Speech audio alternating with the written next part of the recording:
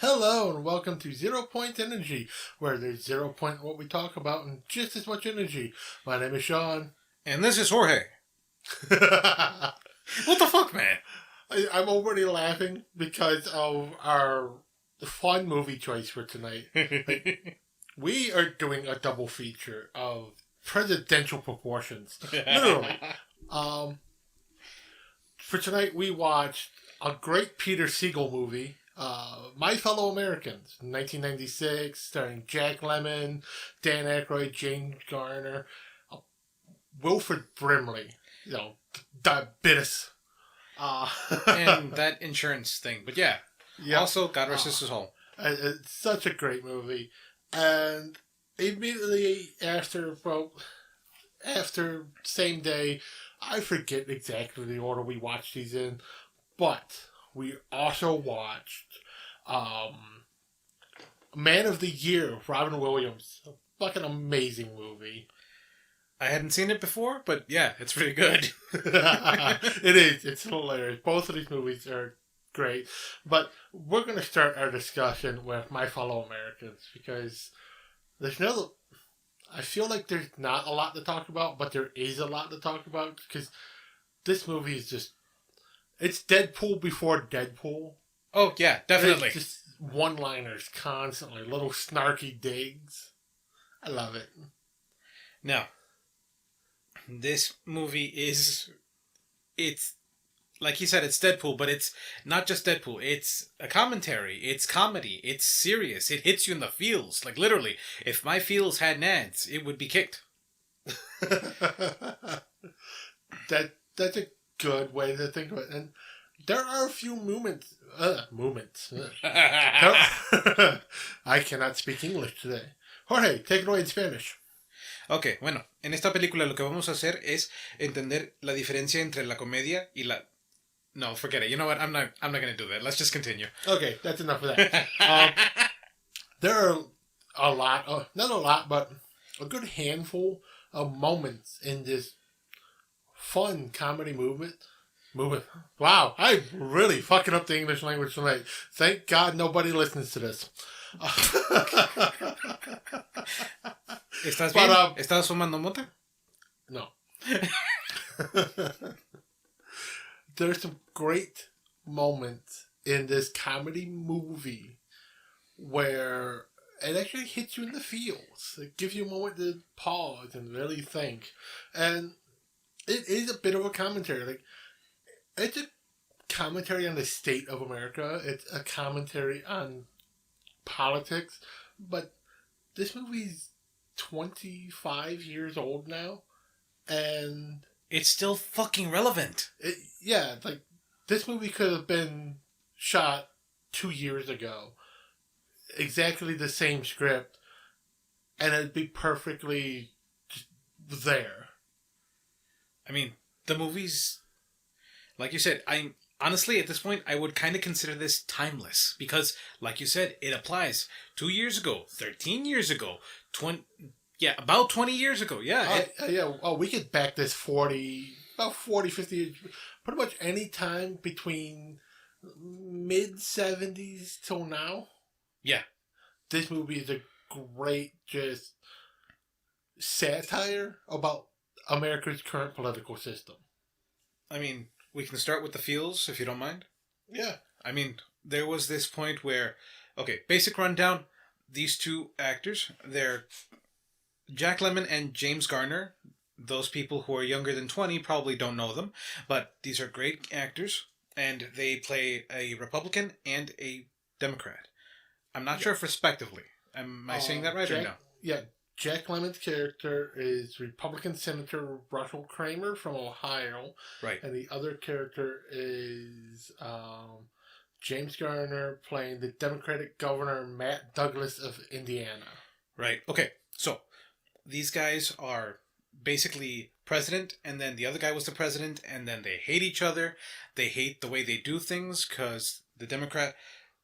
The Democrat, Matt Douglas, was a womanizer, and Russell Kramer was basically a sellout. I mean, go Republicans, that's what they do, right? I'm kidding. No, but... they hate each other, which is obviously pretty... You can relate to it, considering everything is What's it called? Everything is bipartisan now. Well, everything's super partisan. Oh, shit, what I'm using is that wrong. meant to be a bipartisan thing. But yeah, but that's what's so relevant about it, is the Republicans absolutely hate everything the Democrats do just because the Democrats did it. And the Democrats hate everything the Republicans do just because the Republicans do it. They can literally come up with the same idea, but because the Republicans said it, no. And vice versa. Now, when they're in basically the middle of nowhere, I think it was West Virginia at the point? Yeah, they're Virginia crossing into Ohio. Around there, yeah. So, they come maybe Pennsylvania crossing into Ohio. I forget the around borders there. and all that. But basically, they're in the middle of the woods. They find a family, and then they pull out a speech out of their ass about being members of the... No, they're doing some kind of they're survey for the Department of the Interior. Yeah, Department of the Interior, checking to see how people find the rest areas, if they're being attended to properly and cleaned and all of that, and easy to find, easy to access off highways and that. Which they told the lies so they can steal their fucking car. Yep, out of nowhere, James Garner comes in, steals their car, and then they say, "We believe the children are our future," or some kind of bullshit. Maverick's got a Maverick. Yeah. Now, if you don't know that joke, look up James Garner's shit. You'll laugh. Now, yeah, so he played. Damn, I forget the full character name, but the titular character of a great TV show called Maverick. But in the 90s, he also played the same character in the Maverick movie with God, I forgot who the fuck was in it. Why did I space his name? Mad Max. Mad Max. Oh, fuck. God damn it. Mel Gibson. Mel Gibson. Yes. I was about to say Malcolm McDowell. He played Mel Gibson's father in that one. He played Maverick Senior, which was pretty good. I like that. It was. That was a good movie. Okay, back to this movie. Basically, they steal the car. They go down the highway. They're complaining at each other. Blah blah blah. But then they find out the baby's in the back seat. What baby? Baby of the family they stole the car from. So they'd have to drive back. They pick up everybody, and they come. Now they're in a road trip across America with these people. And they're having this fun family road trip, which interspersed with little bits of dysfunction from these two arguing in the back seat. But then you have that moment where you kind of start to get hit in the feels a little bit, but it's also because you also kind of get a little angry at the characters, especially James Garner's character, Matt Douglas. President Douglas, where he's correcting the person who's driving. His character's name is Wayne, because he doesn't have a good grasp on U.S. history. It's one of those, he obviously wasn't a great student. He learned a lot of things secondhand, obviously from watching TV, and, a little confused on actual history. And Douglas is just tearing into him for being stupid and not knowing these things. And when they pull over, you have Jack Lemmon's character, President Kramer, is also going in on him, but not for being stupid for not knowing history, but for being stupid for being optimistic about just everything. It's that wide-eyed naivety, that belief in the American dream, and he just shits on it for a second. Not just the American dream, but rather America is the greatest country in the world because you can do anything here. Not just the American dream, but the American dream that anybody can get rich, pull yourself up by your bootstraps, all that kind of thing. Yeah. But also, I think the specific thing that gets Jack Lemmon mad is when Wayne brings up the voice of the people, and he specifically goes, "What voice of the people? They don't have a voice. There's 240 million voices all screaming for different things." By the way, population of the U.S. now is about 320 million. 329.5. Okay, fine. By the way, that 0.5 died because of COVID. Just letting you know. And a little more. Moving on. Yes. To date our podcast episode at the moment, the current U.S. death total for COVID-19 is 800,000 people. Wait. It's YouTube. We can't say COVID on YouTube. Fuck you too. Susan, I hope you hear this. Fuck you. I forget her last name. I just know that the CEO of YouTube is named Susan. Okay, yes. But, okay, you know what? Fine. Fuck COVID. Stop censoring us. Yeah, I agree. Now, by the way, right. 800,000 people is exactly 1/4 of the U.S. population. 0.25%. 1/4. That's not possible. Okay, it's 1/4, 1%, but damn it, it's close enough. Yes, for all those people who are like, see, it has a less than 1% death toll. It's 0.25% of all Americans. Yes, it's a less than 1%, but less than 1% of 320 million is 800,000! And also, you gotta remember, these are people, not just numbers. They have lives. These are children. These are adults. These are elderly. Right. But you have so many people who just are like, it has less than a 1% death toll. It's fine. Not all of them were like that, bro. Come on. But there are a lot. I'm not saying there aren't, but a lot of them were also just old people who didn't have a choice. Literally, they caught COVID. Well, no, not the people who died. I'm talking the anti-vaxxers, the people who are denying that it's a serious thing, the people who now 2 years in are still like, it's just the flu. Look how many people get sick and survive. Yes, some people get sick and survive. Those people have good, healthy immune systems. Well, my wonderful co-host Jorge here caught COVID and survived. But he does have serious side effects from it. And I'd rather not discuss those. Yes, we won't discuss those, but there are serious side effects. Even though if you do survive it and are relatively healthy before and relatively healthy after, there are consequences to getting sick with this disease. Everybody who thinks it's fake, it's not. Now, transitioning... Go ahead. Sorry. I was going to say, and back to, since we're still on a heavy note, back to the movie, while they're having the discussion, Wayne's wife, I forget her name, but... I don't know. Let's see. She points out to them that they did not invite them into their car to...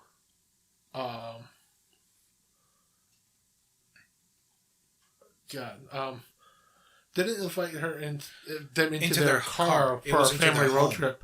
They actually invited them into their home because they both lost their jobs because of budget cuts from President Kramer. And then they lost their actual house because of the economic downturn created by the different policies put in place by President Douglas. So they literally have the two men who for the last 8 years of their lives has literally ruined their lives, and they're being nice and hospitable to them. They're showing them the utmost respect because they did like them as presidents. But both of these presidents did something that hurt them deeply, and you can see it hurts them to ask them to get out of their car. Like they just can't deal with the arguing anymore. And them pointing out that yes, they're a little naive. Yes, they didn't grow up with money and they're not super well educated. But they're still good people. they are the hardworking people that make up America that a lot of politicians ignore.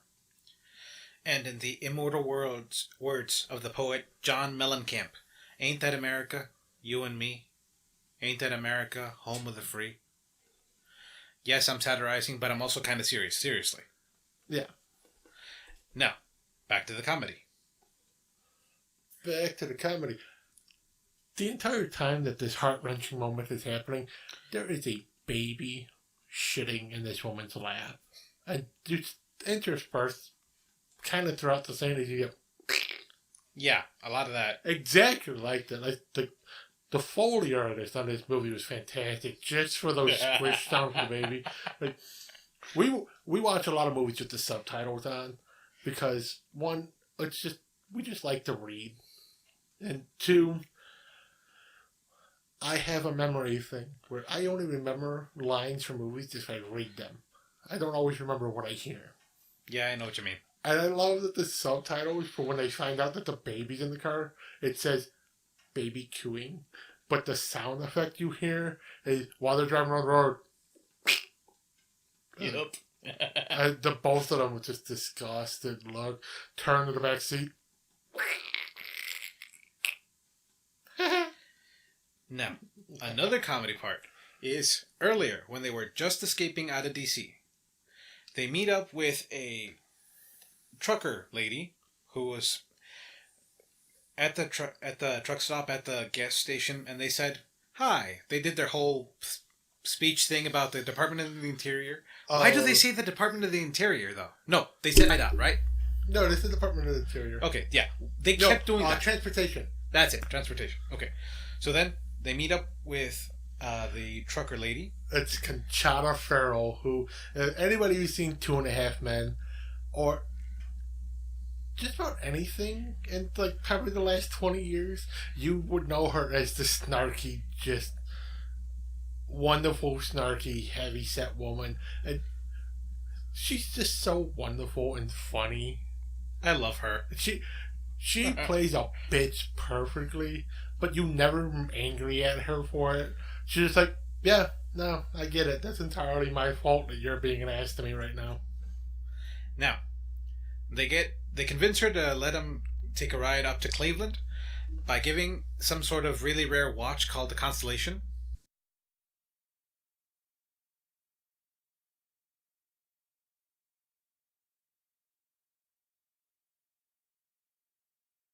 If anybody knows anything about it, let us know. Put it in the comments or something. Oh, also, like, comment, subscribe, people. Come on, you're killing me here. You're killing me, Smalls. You're killing me. You know, that's a great joke from another good 90s movie, but this is one of the best jokes in this entire movie. God damn it. The fact that what she's hauling when she's giving them a ride is lawn equipment. No, farming equipment. Farming equipment. That's like farming equipment. Which turns out to be a truckload of illegal Mexicans. They're not all Mexican, okay? They're Latinos, okay? Okay, there are a couple are definitely El Salvadorans. And a couple, okay, we'll just say Latinx, whatever the proper term is nowadays. I prefer Latinos, but that's just me.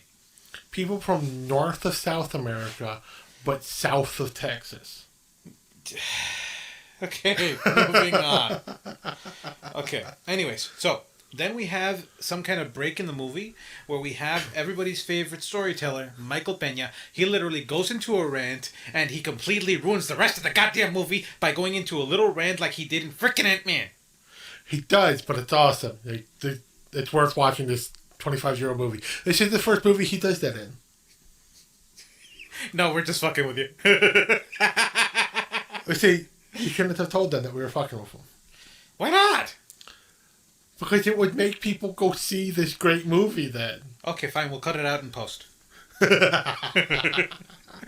No, seriously, go see this movie. And I think young Michael Peña. Come on. Like, seriously. Now, back to the serious. Just for a little bit, okay? We know you're all here because we fuck at each other. And no, what's the word? We fuck with each other. Whatever. Point is, we hate each other. Okay, we love each other. I'm going to say, yeah. I hope people aren't here hoping we fuck each other. We're not that close. Anyways, back to... Oh, actually, speaking of that. Beautiful part of the movie. This same family, the dad admits, in front of his entire factory, he slept with those two men. Technically. Yes, I love that. I love even his phrasing of it. I'm not ashamed to admit I slept with both of those men. Now, part of that, back to the thing. The INS catches Conchata, and then everybody scrams from the truck, including the presidents, and then one of the guys tells them, hide in here, vengan señores. And then they go in the hole. Literally, it's like an aqueduct, or what would you call that? It's a drainage. That's it. Drainage ditch. It's a culvert. Ditch. And then when they go in there, the guy talks to him in Spanish, saying like, "I'm here to get a better life. I'm here because I know that everyone in America, it's possible to achieve the American dream and have a better life," which a lot of immigrants, be they Spanish-speaking, English-speaking, Welsh-speaking, Arabic-speaking, everybody knows that America is the land of opportunity. That ain't really the case. Not a lot. And it hasn't been that way for a while. And then President Douglas pulls a gun. And then... And you get the greatest line. Ooh, you gotta say it in Spanish. Cause it's this is one of those few lines that's better in Spanish. I'll say it in English. You say it in Spanish. Give me 1 second. You don't need to look it up. I will say it in English. And Fine. You say it in Spanish. Oh my God, it's true. Everyone in America does have a gun. Ay, Dios mío, es verdad. Todos en América tienen una pistola. See, it's one of the few things that sounds much better in Spanish. Yeah, but you're still a racist prick. I am. Only towards you. Fuck you are. And the entire Spanish language. I was gonna say. I don't Jesus. hate Spanish-speaking people. I hate the language they speak. That's an important difference. También te odiamos, güey. No. Moving on. So, the entire time, President Douglas is speaking to Michael Peña, saying stuff in Spanish like, what do you call it? ¿Qué estás haciendo aquí? And then he tells him that he's here for a better life, and then he says, what's his problems? Talking about Kramer. And he says, tiene una pistolita, meaning he has a small dick. My favorite part of this exchange, though, is what's it called? Michael Peña's cold, and Kramer gives him the jacket off his back, literally. And then Michael Peña gives Kramer a compass, which obviously he was using to get around in the U.S. Michael Peña, I mean. And then Kramer obviously needs it, but he also didn't want to take it from him. And it's an exchange like, you don't hate immigrants. Immigrants made this country. Yep. I mean, they committed a lot of genocide, massacres, rape, pillaging, all that jazz, but they made this country. Say it again? They made this country what it is. We'll leave it at that. Yeah, unfortunately. So, then afterwards, Douglas says to Kramer, "Hablo español bien, pendejo." I love that part. Yes. I mean, this movie's got a lot of political commentary, but it's also really fucking funny. Yeah. Oh, what's it called? Douglas was speaking to... Oh, okay. Basically, Douglas and Kramer are trying to get to Cleveland in order to go to Kramer's presidential library, look up some documents. Anyways, they find a train, and then they find out that the train is for the NCAA, and they have a bunch of performers that are impersonators. So they go on as impersonators of themselves. Yes. Now, in this, Douglas meets a impersonator of Marilyn Monroe, and it turns out he slept with her before, and she doesn't recognize him. He asks, "How was he?" Basically, how was I? Every guy wants to know, how am I in bed? So then, Marilyn admits... There's a lot of talking leading up to it, but then he didn't do much. Kind of like when he was president. Oh, God, I love that That's line. the best part of it. So, how was he? Exactly like his presidency. There's a whole lot of talk leading up to it, not a lot gotten done. Oh, jeez. Which is so accurate for so many presidents in the last 20, 30 years. I was going to say 40, maybe 50. True. But, if we go 40 or 50, that means you're alienating everybody's favorite president, Reagan. Okay, we're getting political enough as it is. Can we not? Hey, you're a good president when Uncle Ruckus likes you. God damn it. You had to mention Uncle Ruckus, really? Yes, I did. We don't have enough Boondocks references. Like, come on. Like, how can you not like the Boondocks version of fucking Ronald Reagan? He doesn't even remember slavery, except in February. Personally, I hate black people, Ruckus. That's why I did everything I could to make their lives miserable. Crack? Me. AIDS? Me. Reaganomics? Come on, I'm in the name. See? Boondocks is awesome. We need to have more Boondocks quotes. To hell with the copyright. Okay, there's not just copyright, dude. There's the N-word. There's trigger words. They're basically trigger words for YouTube's copyright. No, not copyright. Their bot system. Like, we're not monetized, but still, man. Like, legit, we will get striked. We can edit around the N-word. But do we want to? I mean, it's not original to the product, you know? I mean, respecting the creative... That and we're really fucking lazy. Yeah, that too. I mean, at this rate, this episode probably won't air until the next election. It's not that bad. Okay, look, dude, I had medical... Oh, you know what? I'm not letting you people know. Fuck you people. Shit went down, and so did the podcast, okay? We only have a 6-month backlog. Who cares? Nobody listens anyways. Exactly. Still, that's why it's fun to point this stuff out, so when somebody actually does listen to it, they're like, oh shit, they recorded that a year ago. Motherfucker, these things aren't even going up in order. That's what makes it even better. We have no idea when stuff's going to go up. We don't know if it's going to go up. When it's going to go up. Okay. Let me give you people an example, okay? My computer went down. Literally, luckily, I backed up everything. But now everything is out of order, and I don't even have fucking dates. We have episodes we recorded in June that we posted yesterday. More like 3 days ago, but yes. One of those episodes is recorded in February. Wait, what? I don't want to know. Fuck it. Okay.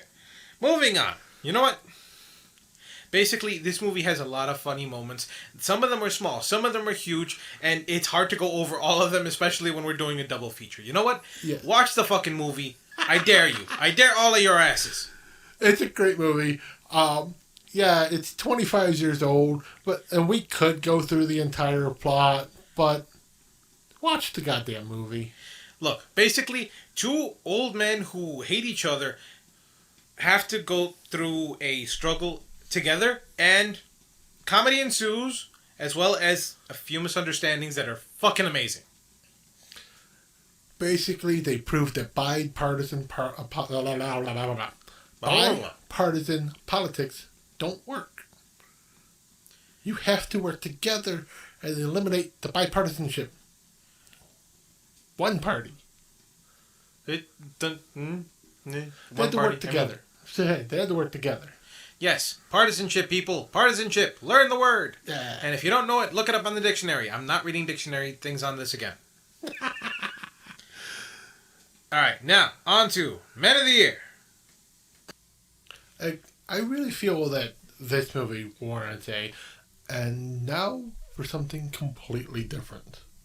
Because as funny as Man of the Year is, and it was advertised and billed as a comedy movie, it's actually weirdly a pretty good kind of thriller.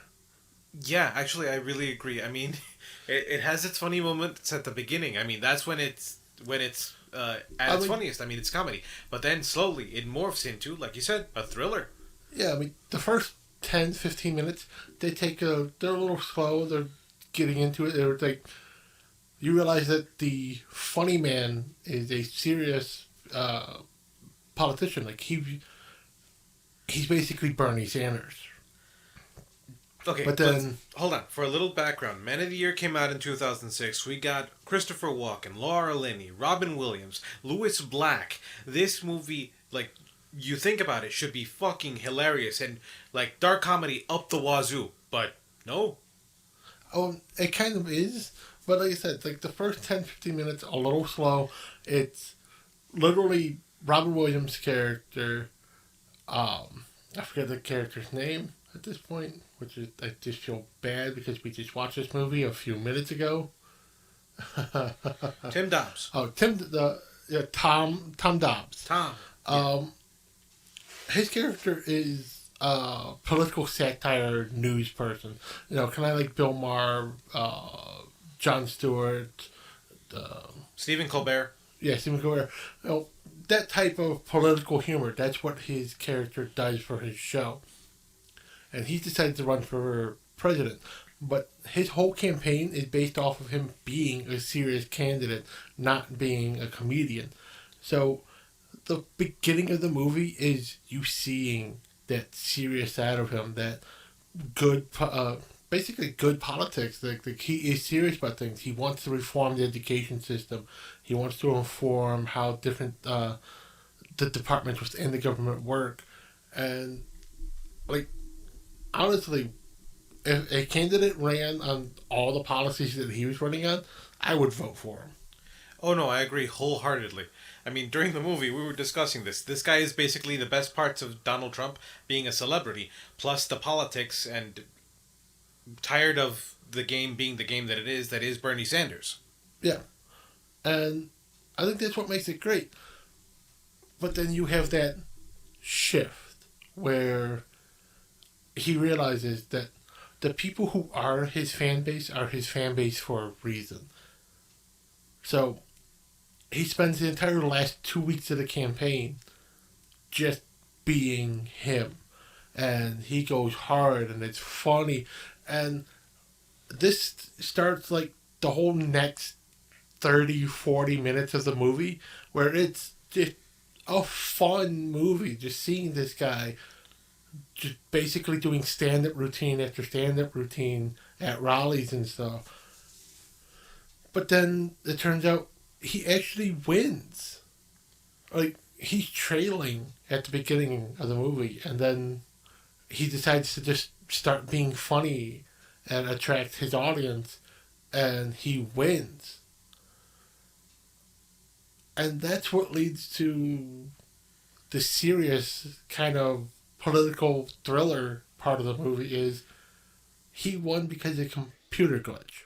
And then enter the stage Laura Linney, a computer programmer. Literally, her baby was the program that got him elected. It's a computerized voting thing called Delacroix, or the company's called Delacroix. I don't know what the thing was called. And then from there, for some reason, it had to do with well, I'm giving it away, but basically, for some reason, there was a glitch that got Robin Williams the nomination. It made him win. And it was all a computer glitch. I mean, yes, he's an awesome dude. He does the jokes for the last 2 weeks. He has the politics. He knows what he's talking about. But then Laura Linney comes out and you didn't win. Yeah. He didn't actually win. And, like, people are at the same time trying to kill her for the fact that she knows about this computer program through the glitch. But they also want to just pay her off to be quiet. And then they also just want to discredit her as a person. Like, there are 3 separate plots going on against her from the same company. And none of the people at the company are talking to each other. So that's kind of funny. It's literally just these 3 separate people at a higher position are all doing everything they can to make her not tell other people about this program. But the one version is, oh, let's just do something so people don't trust what she says. So it ejects her with a bunch of drugs, so she has a drug problem. But then the other guy literally just trying to kidnap her and pay her off and like move her in the middle of nowhere. Like, yeah, cool, you figured out the glitch. Thanks for fixing that. Here's money. Shut the fuck up. And then you have the CEO of the company who's literally like, oh, she knows too much. She needs to die. And through this entire thing, there's also a love story between Laura Linney and Robin Williams, because apparently he likes crazy. Yes, they're so cute and awkward together, though. Yeah, they really are. I mean, I was kidding about the crazy. She's not obviously crazy, but she comes off as crazy. This movie came out in 2006, which I want to say is after the movie Kinsey, and I pointed this out to Jorge while we were watching it. God damn it. Laura Linney is hotter in this movie than she was in Kinsey. And in that movie, you see her naked through most of it. Okay, I'm just going to say this again. You are really fucking attracted to crazy. I am, but crazy's sexy. You know what? Ant-Man 2, the bad girl character, I'll admit, kind of hot. And she was definitely crazy, so, Okay, so the Kinsey movie came out in 2004.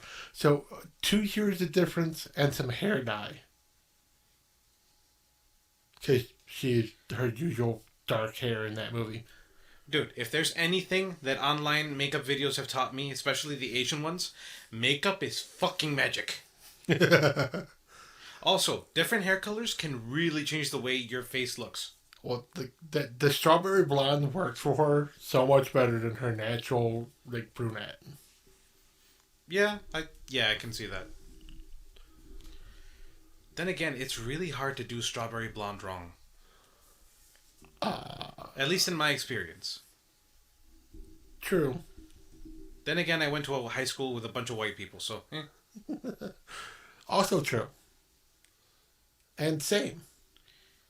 Although I went to school with a lot of white people, but specifically Polish and Russians, and so I had Slavic beauty. Okay. Which might explain my thing for Russian girls now. Back to the movie. So, I mean, it is a good comedy movie, but like I said at the beginning, it kind of warrants and now for something completely different.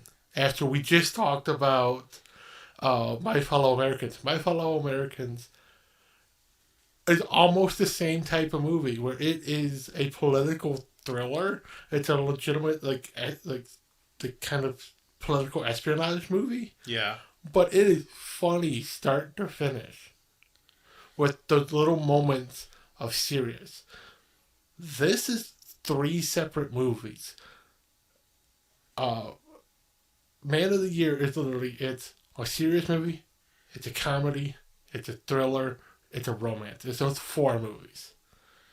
Yeah, it's really weirdly twisted, but it's done well. I mean, I wasn't...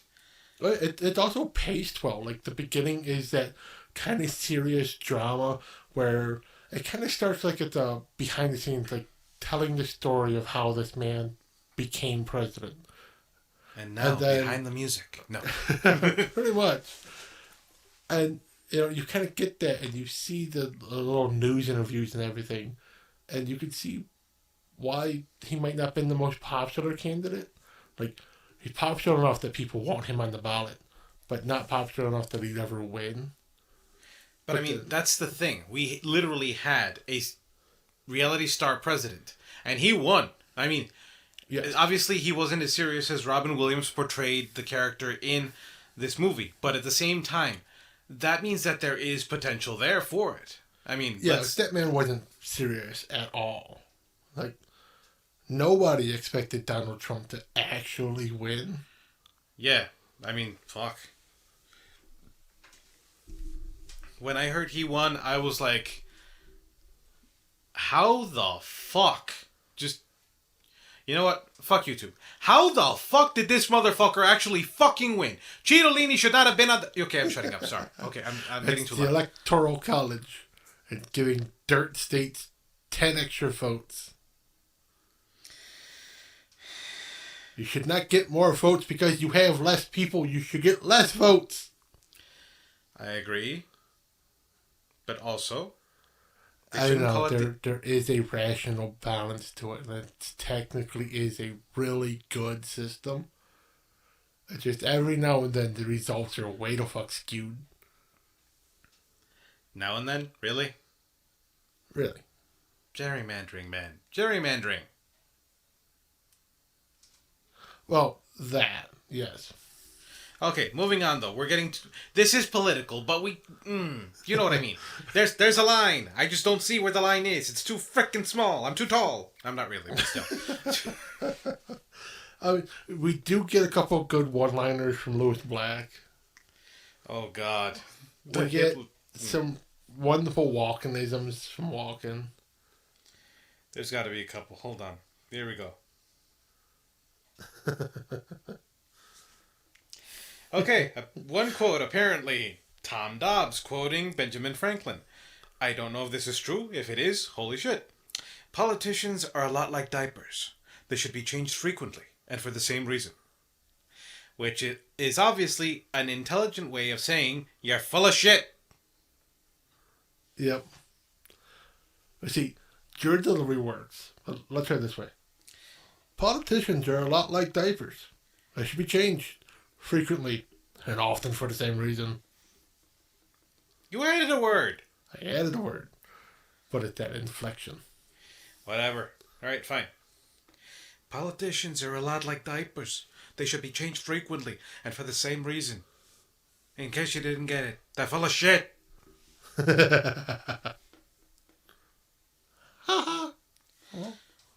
You know, kind of like, I envy people that don't know you. I envy people who don't know me too. God damn it.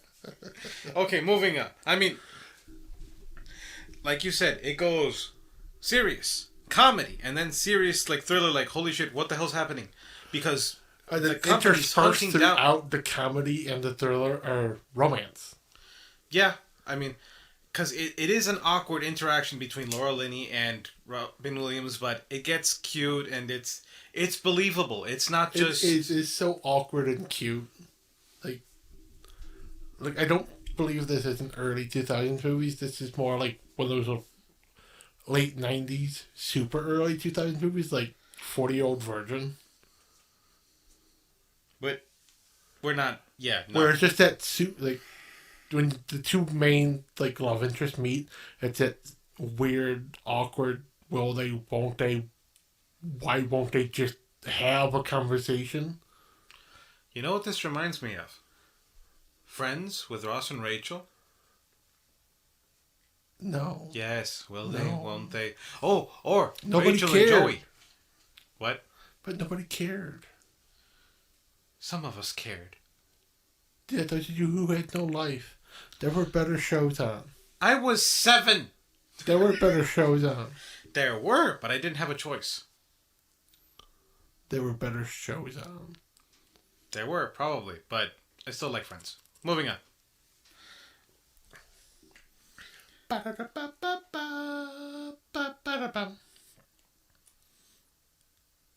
I'll allow it. Fine.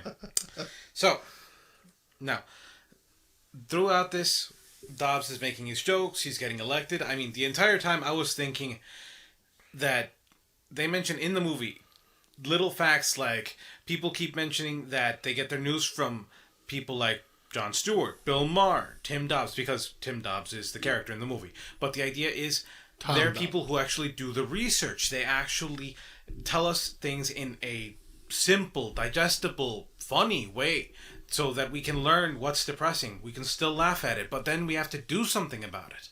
And that's the thing. We don't do anything about it because it's so effing boring. I mean, I've seen C-SPAN hearings and shit. I never want to go through it again. I swear, they use that shit in Guantanamo just to break people. You know they would. Yes, that they would.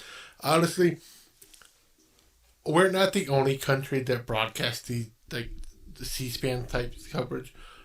My absolute favorite one from a couple years ago was Australia. God damn it! I knew you were going there. When they took possession of their first U.S.-made F-35 and literally had to have the debate on how come we can't fly them right away? Because they have to be updated for how we use the targeting system, the computer and everything. The flight computer has to be adjusted to the Australian standard. So they don't work. They work perfectly fine. They're just not up to our standard.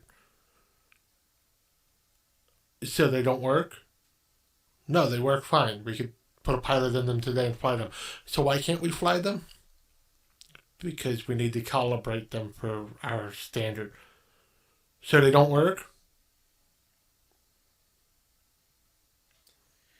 This sounds like the most boring cross-examination I've ever heard. It was 2.5 hours of 4 politicians asking this general basically the same 2 questions over and over and over. It literally got to the point where he threw his notes at them and just said, "Read the paper. It explains it. You had a week to read it. I'm going to go sit over there. Tell me when you're done." Goddamn. Okay, something similar, but not quite as bad on American soil. When Mark Zuckerberg had to talk to Congress about something to do with the internet. I forgot. Fuck it. And they literally asked him, how come I can see stuff about myself that talks badly about me? Take it down.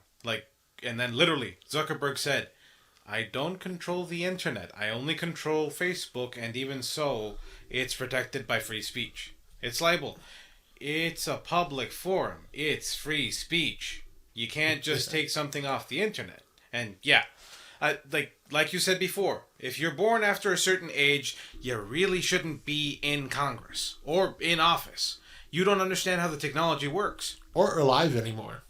Can we not go there, please? I'm always going to go there.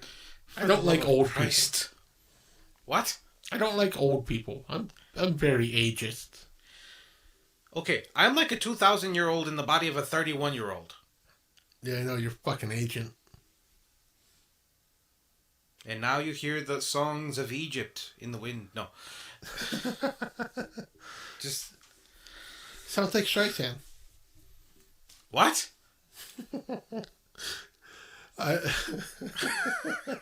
What? I was making a Prince of Egypt joke that obviously went over your head. It's about Moses. It's a great animated movie. Streisand made a wonderful song for the soundtrack. Wasn't that Mariah Carey? Yeah, she did too. Hold on, I'm looking this up. Prince of Egypt. Yes, we're going off on another tangent. So sue us. Always. We don't stick to the point. What's the point of that? Where did I leave my knife? Okay, looking for Celine Dion. There is no Celine Dion on this page, man. I didn't say Celine Dion. I said Streisand. Streisand. Hold on, I misspelled Streisand. There's no Streisand. No Streisand? No. Huh. Like, the only popular song I can remember is There Can Be Miracles If You Believe, which I believe was Mariah Carey and somebody else. Whitney Houston. That's it, Whitney Houston. I knew it was one of those people. They're not even the same goddamn color. They're singers, I'll give you, and great singers. Just... I remembered Mariah Carey. I did not remember Whitney Houston, but cool. I mean, does anybody... If I didn't have steel-toed boots on, I would kick you. That's not my fault. I mean, it's a little bit my fault. I was gonna say, the fuck it's not. It's not entirely my fault. How is it not? I haven't figured that part out yet. Okay, so what you're saying is I'm right, you're wrong. You know what? I'll accept that. We'll call it a day. How about we're both wrong? What? How about we're both wrong? No, I am not conceding. Are you sure? So you're Trump? You refuse to accept the defeat? Like, you did not lose? You won? By a large margin? Yes, and my hands are actually pretty huge, as is my dick. Are they huge? Huge. Huge. I do not concede.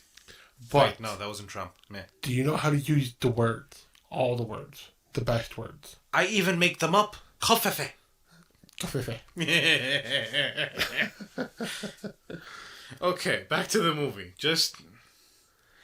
Is it obvious to everyone at home yet that we do shit like this at 2 a.m? Probably. I mean, you're high on caffeine. I'm high on water and holding it in so I don't have to go to the bathroom so quickly. You know, this is one of the few recordings where I've had very, very little soda. I've actually had no soda at all. This is all sugar from my lemonade teas that I've been drinking. I got 1, 2, 3, 4, 5. For those at home, if you want to know about the brand, in which case, sponsor us, goddammit. Okay, the brand is called Arnold Palmer. Arizona Arnold Palmer Light Half and Half Tea. I love them. Arizona. They're amazing. Arnold Palmer Half and Half Light Tea. Apparently it's amazing. They are amazing. They're okay. And also, some Nestle Pure Leaf Sweet Tea. I love them. Okay, they're good, but at the same time, I hate Nestle as a company. True. They are a horrible, horrible company, but they're the company that owns Sweet Leaf, so. Where were we? Somewhere. Over the rainbow? Speaking... No, actually... Over the rainbow, way off far. I prefer the Israel Wakawole. I probably sang that wrong. I am so sorry, but I love the song. The ukulele. Somewhere over the rainbow, way up high. Yeah. And that was a horrible rendition, people. Seriously, Well, look them up. Yes, we're not good singers. I am. You're horrible. No. Meh. No. Oh, I'm amazing. Compared to you, I am fucking Madonna. I mean, that's not saying much. No, good Madonna. You know, back in the day. Vogue, not now. Okay, no, back to what we were actually talking about. Okay, like, this movie gets into actual politics, little snippets here and there, little jokes, understanding on how when politicians say shit, they literally say nothing at all by using a lot of words. Literally, just coding whatever the hell they want to say in a bunch of words until you literally say nothing. Which actually was coined in Mexico under Cantinflas. Cantinflando. And literally it means saying a bunch of words and not saying any fucking thing at all. It just sounds intelligible. Only politicians take it to a point where it sounds intelligible. At least Cantinflas wanted to make you just laugh. Wanted to make you just laugh. Yeah. Ronald Reagan was a master of that. Yes, Ronald Reagan was the devil. Ronald Wilson Reagan. 6 names. 666. Which actually is not true, by the way. The number of the devil is not 666. If I remember it's correctly, 999 it's 55. because 999 because we see things upside down in dreams. No, it's 555. Like the actual biblical. No. 6, 5. No. 5 is the number of man, 7 is the number of the divine, and 6 was supposed to be... Fuck, I forgot what it is. Well, okay, you know what? I'll tell you people later. Moving on. Why are you clicking? Because why not? I was going to go racist there. I'm not going to go racist there. This will be deleted later. Okay, so... I'm not Obama.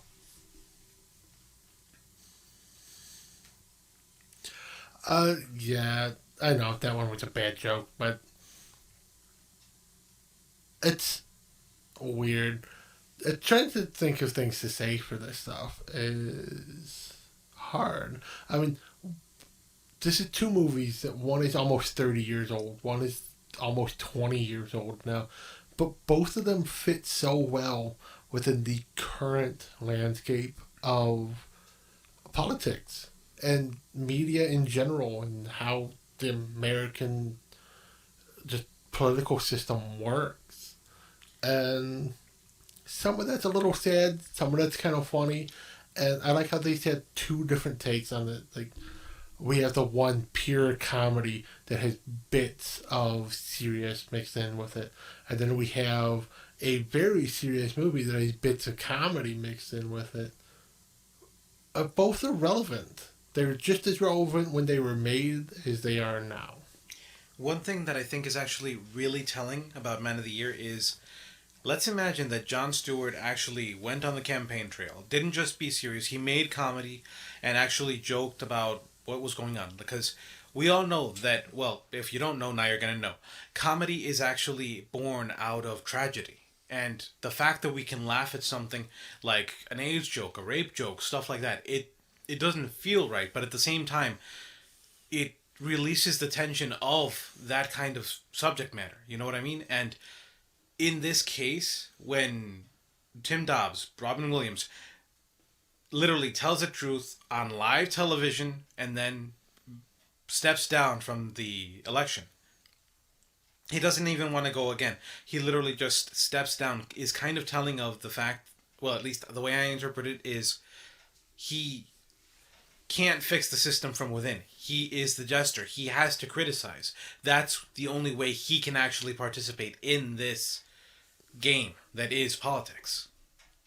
I mean, yeah, and that makes sense. It's like, real world, we would all love to see someone like Lewis Black or, wow, you just said his name and I told you, Jon Stewart. We would love to see people like that as actual candidates. And I'm sure a lot of people would vote for them. But realistically, as many people that would vote for them, they would never win. And even if they did win, they're not politicians. They would be bad at the job. But, like, we want people like that. But we also know deep down, and I'm sure they know too, that they're better suited for making jokes, pointing out the inaccuracies and the flaw, the flawed system that is American politics. No, I agree, definitely. I mean,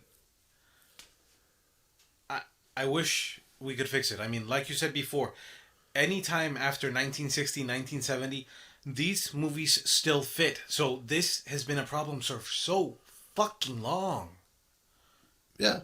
Like, our system is bad. We know this. But at this point, the system has been bad for so long, it's the only system we know. Is it possible to put reforms into place where we can actually do some good? Maybe not you and me. I mean, we're discussing this. We're probably jesters too. I mean, we make, 5 people laugh every week? Probably. I think the only real way you could do it would be with my radical approach, whereas nobody over the age of 40 is allowed to hold public office for any reason, ever. You're too old. I can see that. That would definitely work. The government needs to be run by younger people. People who have ideas. People who aren't stuck in their ways. People who haven't been following the same thing since before we were born. Like, there are far too many politicians currently in office now who have been alive longer than my parents. Like, we have people sitting in Congress who have been congressmen longer than other congressmen have been alive. No. Yeah, I mean, okay. Like, I think we currently have one senator who has been in the Senate for 10 presidents. How the fuck? That's 40 years. Yeah. We have people who've been politicians for 60 plus. They became politicians in their 20s as freshman senators and congressmen, like what we're seeing from AOC and that. People in their mid to early 20s just getting into politics and then sticking around until they die. Politicians over the age of 60, 70, 80, 90, no. Okay, I can agree, but hear me out. If you were born before man stepped on the moon, you're too fucking old to be in Senate. I agree, mostly, but hear me out, okay? I think there does have to be a kind of balance, because you do need to be guided by experience. That or have people who, like, take on a, what do you call it? Mentor role. You don't have to necessarily be on the Senate floor, but also kind of... Okay, not we all know. Fuck. Some of us know how a bill becomes a law. We don't know how it really happens. The backroom deals, how you have to say, okay, you give me support on this, I'll give you support on this other bill, and all that jazz. I mean, yeah, we're always going to have stuff like that. But, like, we can use a great example from here in our own home state. Speaker of the House Madigan, who's no longer Speaker of the House because he finally lost an election. But this is a man who has been in his office for longer than I've been alive. I'm 36 years old. This man first took office in 1974. Which means everybody who's been voting for him, like most people who've been voting for him, have only been voting for him because he's the only name on the ballot. Wow. I mean... Like, if the only reason you're voting for somebody is because that's the name you know, that's not a good reason. Agreed, but, I mean... How do I say this? I mean, not a lot of people actually want to know what they're voting for, or they don't care enough. They just go, like, with names they know, or with the only name that's on there because nobody wants to run against whatever name is, like Madigan. Because Madigan is basically a famous name in Illinois at this point. Yeah. And then, in the movie, you literally had Robin Williams talking about the other candidates throughout the debate, saying stuff like, we are going to invest in hydrogen fuel, and then literally Robin Williams says, invest in hydrogen fuel. It'll take 30 years to actually make that technology go up, and that's probably because, one, advancing technology, and two, the oil lobbyists put a bunch of money in your pocket. So you're not actually going to do anything with that. You say pretty words, but you don't follow through. You don't keep your promises. Yeah, and we're always going to get that from politicians, and that's the problem. You know what we should do? Like Japan. If you don't keep your promises, you're out of office. How many people keep getting elected because they keep promising to kick the U.S. out of Okinawa? I think they're the third or fourth prime minister that said that. And yes, they do. They remove them from office if they don't fulfill that promise. And they literally can't. It's in the, what was it? Contract treaty? No, what? Treaty. That's it. It's in the treaty that we are in Okinawa for what, like 100 years? 20 more. 20 more years. Oh, 20 more years. 26 more, because it's 100 years. Okay, 26 more years. So, holy shit, yeah, you're right. Fuck. Yes, we were not alive for the signing of that treaty, but we're potentially to be alive for the end of the treaty. And then Japan will actually have an army again, right? Yes, they will be allowed to have a standing military, not just a defense force, and the U.S. military's lease for Okinawa Island will be up. So it will be up to the Japanese government to either renew that lease or tell them get the fuck off our island. Imagine the anime that'll come out in that time. Dude, I'm imagining a bunch of nationalistic shit. Oh, yeah. Like, what was it called? Fuck, Deep? No. Dive? No. Labyrinth? No. Fuck, I forgot the name of the... I forgot the name of the anime. Which one? The one where they go through a big portal that appears in Japan, and then there's dragons that come through and they fire on... Gate. That's it, Gate. Why the hell did I think it started with a D? Meh. But yeah, what's it called? That one's fairly nationalistic. It is. So then, if you... I mean, good story, but still. So, if you go that route, imagine what'll come out in another... What'd you say, 26 years? 26, 27, yeah. Whenever the treaty was signed after the bombs were dropped. Which was, I think, 47? Around there, yeah. Yeah. Wow. We're going to be old as fuck. We are. We're both going to be in our 50s. Almost 60 for me. Grumpy old men. No. Another good movie with Jack Lemmon. Both of them, grumpy men and grumpier old men. I don't remember Grumpier. Yeah, it's like part 2 came out like a year or 2 years after. Well, fuck. It's got I think Sophia Loren's in it, who was still fairly hot for an older woman at the time. Well, what? Well, just like when we just watched it, fucking mind's going crazy here, probably because it's 2 in the fucking morning. It's not my fault. My fellow Americans, Lauren Bacall plays the wife of Kramer, and she still looks pretty good for a woman of her age. Yeah, I'll agree with you there. I mean, she's no... What was the name of that one? Oh, fuck. The lady from Caddyshack 2. Hold on, we're looking this up. Yeah, I forgot. Caddyshack 2.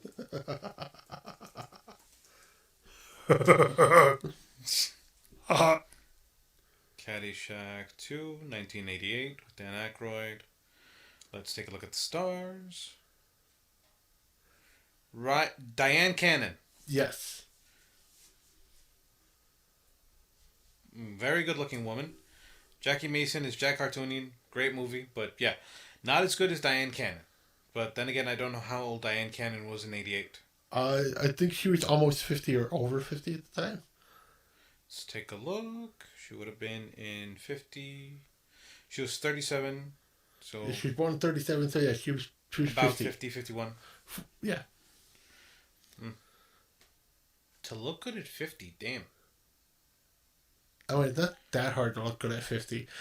There are a lot of actresses now who look good at 50. Like, I don't understand so many people who are surprised when they find out an actress is 50 or over 50. It's like, oh, she looks so good.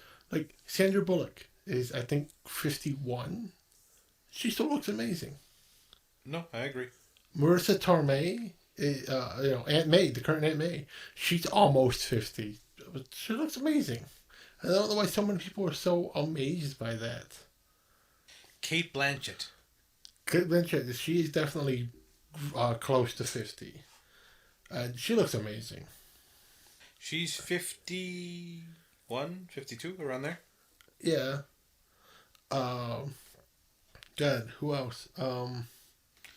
Who's the lady from Red? Helen Mirren. That's it, yes. This is a woman who looks fantastic for a woman in her 70s.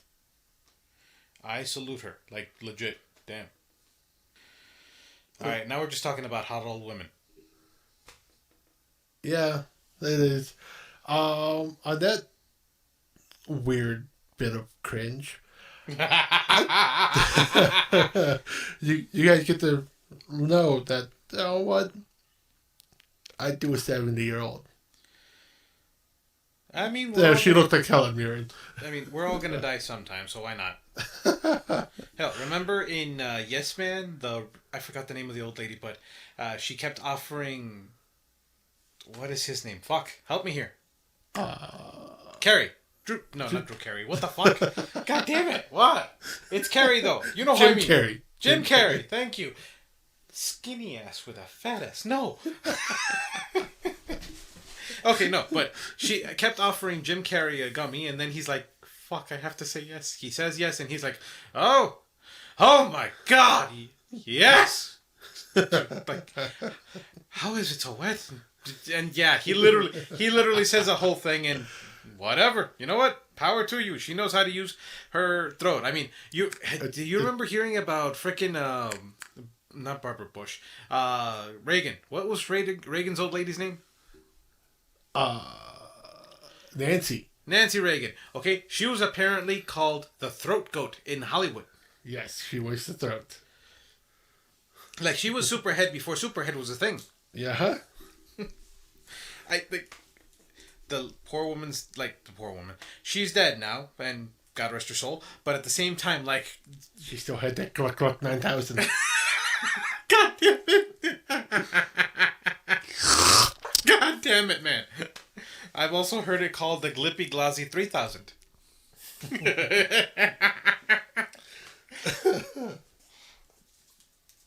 And not to bad mouth an older woman, just apparently she got around. I mean, fuck. Well, that was when she was a younger woman, though. Still. So. What's it called? Not everybody's Not everybody's a respectable Republican all the time. True. I mean, look at Donald Trump's wife and daughter. And daughter. And sons. Daughter. Nah, the third daughter they don't talk about. She's respectable. Also, she actually is. Yeah, you're right. I forgot. Also, by comparison to the two sisters that are offsprings of the very large blonde Slavic model, the third sister, who is not, looks like she's been hit by a Mack truck on the way of falling out of the ugly tree. But only by comparison. She actually is not very, but she is quite attractive. Okay, then. Thank you for the description. God damn. Yeah. Jesus Christ. Okay, just... meh. Not my fault. I mean, a little bit my fault. And on that bit of weirdness and just... I know we got a little serious there at the end, but... At the end, dude, we were serious all over the fucking place. I know, but we had a serious political discussion, kind of barring our own politics there for a minute. I think it's time to say goodnight to everybody. Time to say goodbye. Okay, you know what? I'm done. That is it for this episode. Thank you for listening. We're a bunch of jackasses, but hey, hopefully our opinion matters slightly to you people. Like, subscribe, share, do all the things. Shout out to Mike and Jimmy. Love you guys. No, I'm kidding. Remember, like, subscribe, comment, share this shit, man. Come on, we want to make the big bucks. No. Yeah. Bye. Bye-bye, and fuck you people.